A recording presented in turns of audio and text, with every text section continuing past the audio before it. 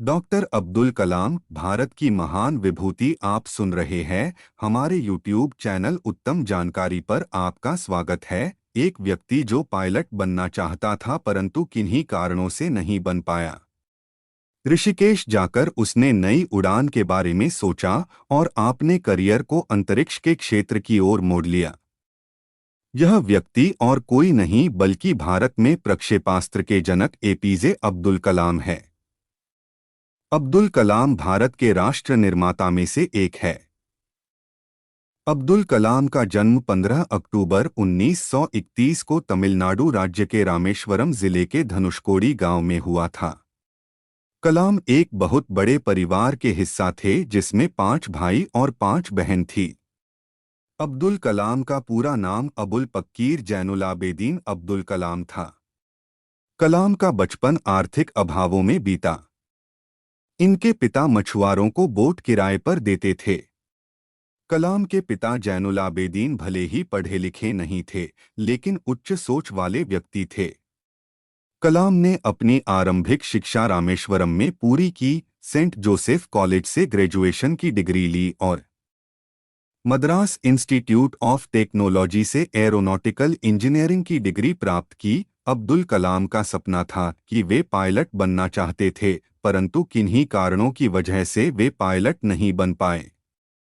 1962 में वे अंतरिक्ष विभाग से जुड़ गए जहां उन्हें विक्रम साराभाई, सतीश धवन और ब्रह्मा प्रकाश जैसे महान हस्तियों का सानिध्य प्राप्त हुआ। 1980 में पूर्ण रूप से भारत में निर्मित उपग्रह रोहिणी का प्रक्षेपण किया जो सफल रहा। अब्दुल कलाम विभिन्न सरकारों में विज्ञान सलाहकार और रक्षा सलाहकार के पद को सुशोभित किया। Defence research and development organisation में रहते हुए इन्होंने पृथ्वी और अग्नि जैसी मिसाइल को ऑपरेशनल किया। राजस्थान में हुए दूसरे परमाणु परीक्षण शक्ति 2 को सफल बनाया। अब्दुल बेहद सादगी से जीवन जीने वाले व्यक्ति थे।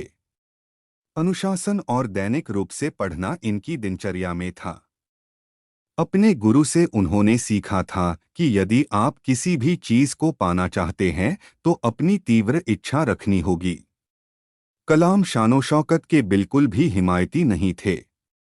एक बार राष्ट्रपति भवन में उनके परिजन रहने के लिए आए। उनका स्वागत उन्होंने बहुत अच्छे से किया। परिजन 9 दिन तक राष्ट्रपति भवन में रहे जिसका खर्च 3.5 लाख रुपए हुआ जिसका बिल उन्होंने अपनी जेब से भरा। कलाम बच्चों से बहुत प्रेम करते थे और उन्हें सदा विज्ञान का जीवन में महत्व बताते थे।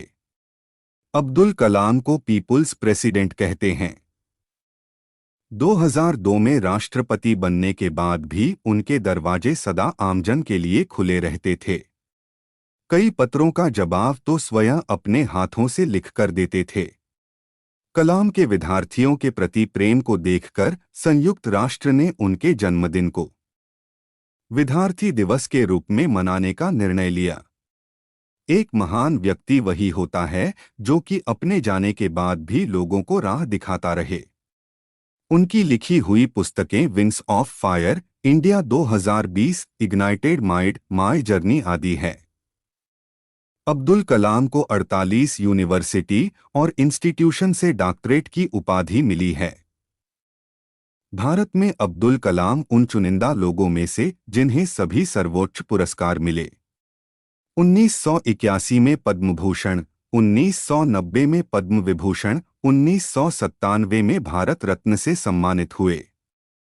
27 जुलाई 2015 को आईआईटी गुवाहाटी में संबोधित करते समय कार्डियक अरेस्ट हुआ और देहांत हो गया।